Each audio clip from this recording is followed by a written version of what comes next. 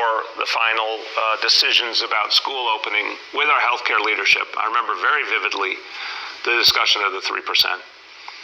And the feeling that we had to set a very strict standard. We had to have, in effect, a social contract with the people of the city, with the educators and staff, with the parents who said, we will protect your children. We will protect everyone in the school community.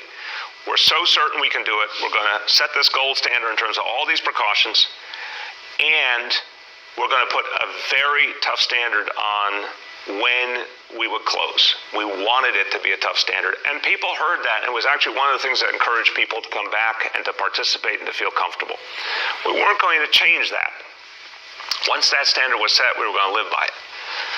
But Nolan, remember, the reason we're having even the discussion is because, unfortunately, this second wave has been bearing down on us. That's not a fiction, that's a fact. And the 3% is a very real number. So it was not a collective bargaining issue. It was not a deal with the union. It was something our healthcare team and I decided, separate from any discussions with the union, because we thought it would be the thing that would give people confidence that they could come back, and it did. Go ahead. Next is James from Pix 11. Good morning, Mr. Mayor, and to everyone on the call. Good morning, James. Good to see you. Look, at the end of last week, you let parents know that they should prepare for schools to close, and eventually, obviously, they did. Now you're saying restaurant and gym closures will almost certainly happen. So what's your specific message of preparation to owners of restaurants and gyms, and how do you feel about the economic effects of those closures? I'm very, first of all, humanly very sad for these business owners, a lot of whom I've talked to. Here we are, talking about how to support small businesses and MWBEs, and that is our future. So the notion that for another period of time they may have to be shut down is very painful. It's horrible for them. It's horrible for their employees. And I always come back to the family mom and pop store that people put their whole life into. I don't want to see this happen to them, but the facts, the science, the data are just screaming at us right now that we have a huge challenge and we have to beat it back. James, remember, our hospital system is strong right now.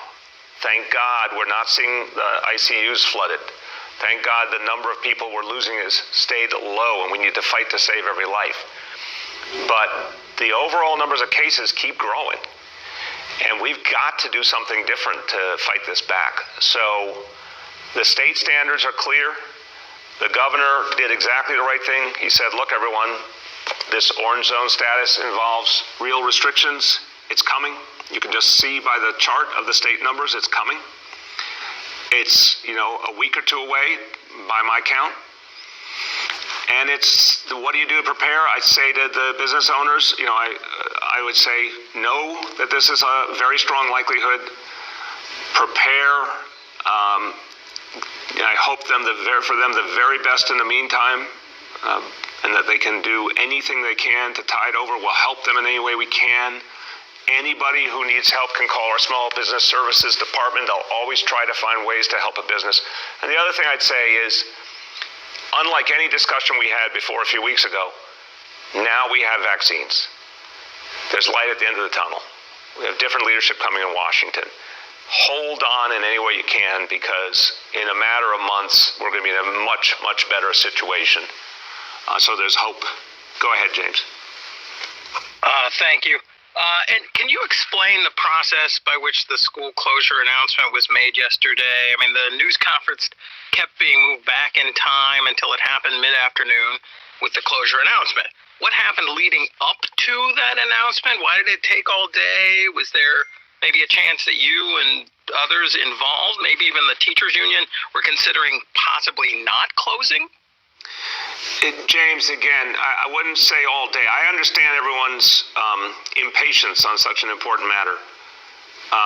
You're talking about a difference of 4 or 5 hours, which really isn't earth-shaking in the end. And parents had been warned in advance, and they heard the news, by around 2 o'clock, so they could prepare for the next day. And I'm not saying that with anything but sorrow and understanding that it's a burden for parents. But again, One, we had the irony of the number landing exactly on the razor's edge at 3.00, and we needed to go back and make sure that was accurate.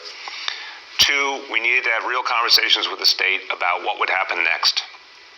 And that, as I said, became not just a conversation about what happens next with the schools, but what would happen next with the whole city.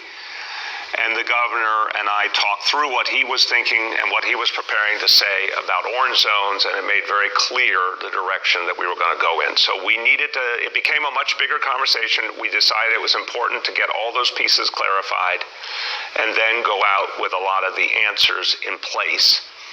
And that's what it came down to, that we had a lot to work through. We worked it through, and then we announced it. Go ahead. Next, we have Jacob from Jewish Insider.